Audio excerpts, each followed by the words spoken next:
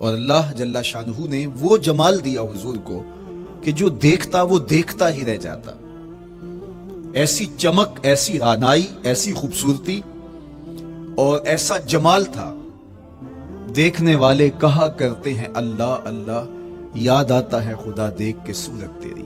کتنے لوگ ہیں جنہوں نے صرف حضور کے چہرے کو دیکھا اور لبوں پہ کلمہ جاری ہو گیا.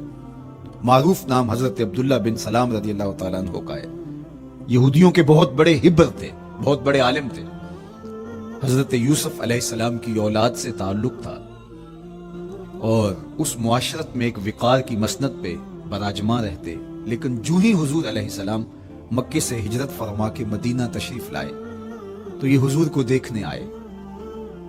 با فضل الصدقہ اٹھا کر دیکھیے کہ ایک مناظرہ ترتیب دیا انہوں نے کہ ان سے یہ بات کروں گا، یہ سوال کروں گا، یہ اعتراض اٹھاؤں گا. لیکن جب حضور کی مجلس میں پہنچے اور آقا کریم علیہ السلام کے رخ زیبا کو دیکھا تو سارے سوال بھول گئے. رومی بولے اے لقائے تو جواب ہر سوال، حل شود ہر مشکلت بے کی لوکال. تیری ملاقات ہی تو سارے سوالوں کا جواب ہے. تیرا ایک بار دیکھ لینا ہی تو سارے مسئلے حل کر دیتا ہے.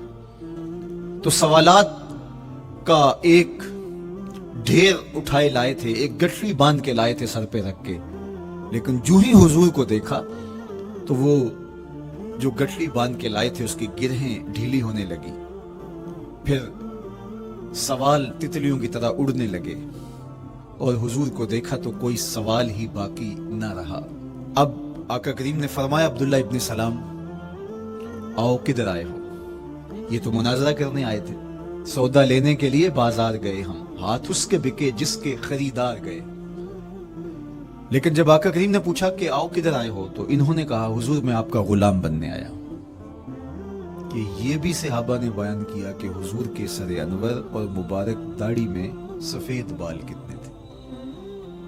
آپ کو کسی کا اتنا محفوظ حلیہ نہیں ملے گا. حضور علیہ السلام کی زلفوں کے خم کیسے تھے، حضور کی رنگت سے لے کر کے حضور کے اعضائے بدنیہ کے توازن، حسن اور جمال کی کہانیاں آپ کتب احادیث میں، شمائل کی کتابوں میں بکھری ہوئی نظر آئیں گی. اور کیوں نہ ہو جس کے حسن کے قصیدے میرے رب نے بھی بیان کیے ہیں. کبھی حضور کے چہرہ نور کا ذکر کرتے ہوئے والضحیٰ واللیل اذا سجا، کبھی حضور علیہ السلام کی مبارک زلفوں کا تذکرہ کرتے ہوئے حامیم، کبھی آقا کریم علیہ السلام کے مبارک ہاتھوں کا، کبھی دیگر اعضائے بدنیہ کا ذکر قرآن نے کیا. حضور کے سینہ اقدس کی کہانی قرآن نے بیان کی. حضور علیہ السلام کی مازاغ آنکھوں کا تذکرہ قرآن نے کیا. تو پھر یہ محبوب اور مرغوب موضوع کیوں نہ ہوتا. اور آقا کریم کو اللہ نے وہ جمال دیا تھا، وہ حسن عطا کیا تھا، وہ خوبصورتی دی تھی جو حضور کا ہی حصہ ہے. ویسے اللہ کا ہر پیغمبر، ہر نبی، ہر رسول خوبصورت ہوا. کوئی نبی ایسا نہیں ہے جو خوبصورت نہ ہوا ہو. یہ اللہ کا انتخاب ہے.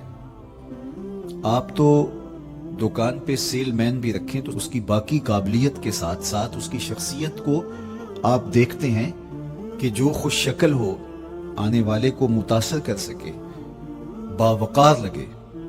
تو جس کو اس نے نبی بنانا تھا تو اس کو اس نے یوں ہی یہ عظمت اور یہ رفت عطا کر دینی تھی.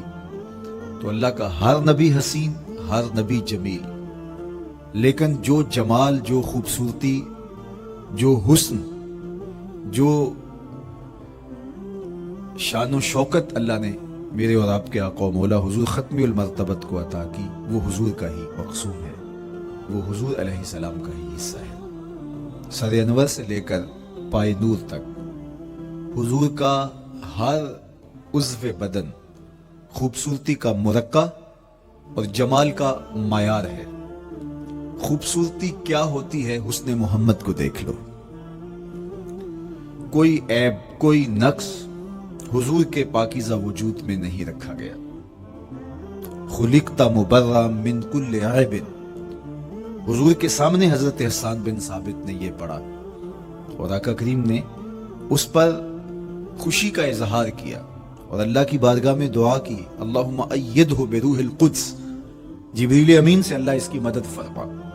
तो उन्होंने ये बात कही कि आपको हर ऐब से मुबर्रा रखा गया है, आपका पैकर नूर, आपका वजूद मसऊद हुस्न जमाल का ऐसा मुरक्का बनाया गया कि जिसमें कोई नक्स नहीं रखा गया। सोवरी हुस्न भी अता किया गया, मानवी हुस्न भी अता किया गया। हुजूर के आज़ा का जो ज़ाहिरी हुस्न था वो भी अपनी मिसाल आप था, और जो बातनी जमाल और बातनी हुस्न और बातनी कमाल अता किया गया था वो भी अपनी मिसाल आप है। अगर हुजूर अलैहिस्सलाम के मुबारक हाथों को जमाल दिया गया है, लेकिन जो तवानाई अता की गई, जो ताकत अता की गई, यदुल्ला के जो जलवे उन हाथों में रखे गए, वो भी एक दिल आवेज कहानी है। अगर आंखों की पुतलियां खूबसूरत हैं और आपकी मुबारक आंखों की चमक से कायनात उसको देख करके मबहूत हो जाती है, माज़ाक के कजले उसमें रखे गए हैं, लेकिन उसका मानवी हुस्न भी देखिए कि हुजूर बैठे मदीने में हैं और जन्नत का मुशाहदा कर रहे हैं। वो तवानाई भी अता की गई कि जिस तरह रोशनी में देखा जाता है, हुजूर उसी तरह अंधेरे में देखते हैं।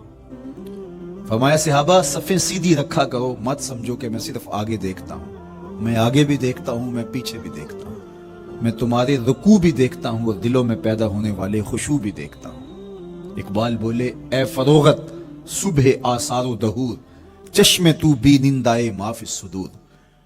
लोगों की नजरें तो सीने के ऊपर देखती है, ए आमिना के दुर्रे यतीम, तेरी नजर तो सीने के अंदर छुपे राज भी देखती है। तो सोवरी हुस्न भी और मानवी हुस्न भी अल्लाह ने अपने महबूब को अता किया।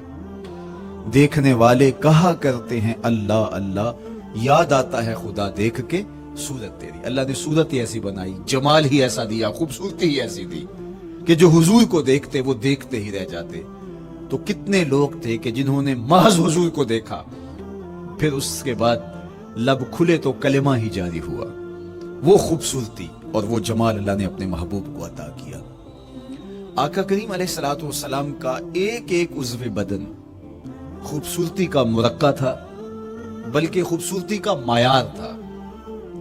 हुस्न क्या होता है, हुस्न का मायार क्या होता है, जमाल किसे कहते हैं, खूबसूरती की तारीफ क्या है, आज़ाए मोहम्मद सल्लल्लाहु अलैहि वसल्लम का तवाज़ुन देख लो, तुम्हें पता चलेगा कि हुस्न किसे कहते हैं। हुजूर अलैहिस्सलाम को अल्लाह ताला जल्ला शानहू ने जो हुस्न बख्शा, जो जमाल दिया, जो खूबसूरती दी, वो हुजूर के मुबारक कदमों से उसका अंदाज कीजिए कि जिसके कदम इतने सोने हैं उसका चेहरा कितना सोना होगा।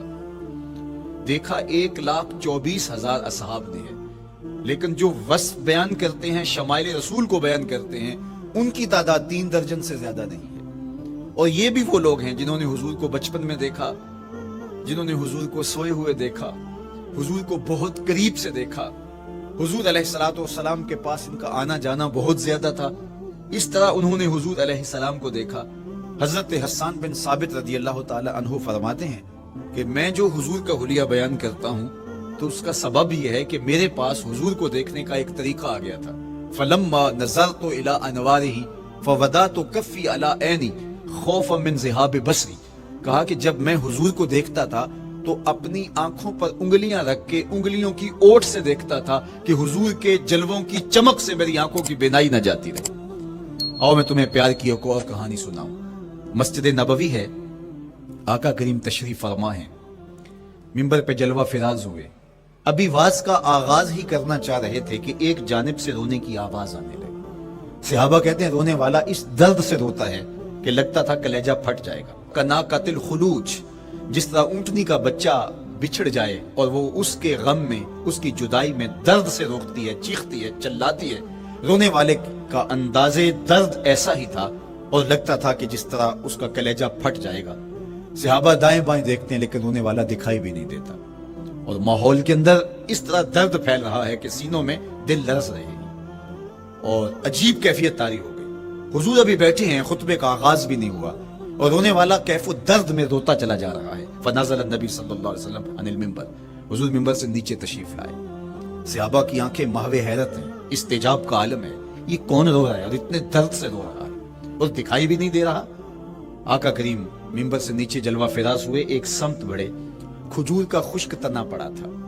آج پہلا دن تھا کہ منبر حضور علیہ السلام کے لیے بچھایا گیا, ورنہ یہ خشک تنا دیوار کے ساتھ جو ہے وہ رکھا گیا تھا, اور حضور اس کے ساتھ ٹیک لگا کر کے واز کیا کرتے تھے. جب منبر بن گیا تو اس کو اٹھا کر کے اب اس کی ضرورت نہیں رہی, ایک کونے میں ڈال دیا گیا. اب جو ہی حضور منبر پہ تشریف فرما ہوئے تو اس خشک تنے کا کلیجہ لرز اٹھا, اور وہ ایسے روتا تھا جس طرح اونٹنی کا بچہ بچھڑ جائے اور وہ روتی ہے, اس طرح وہ خشک تنا رو رہا تھا.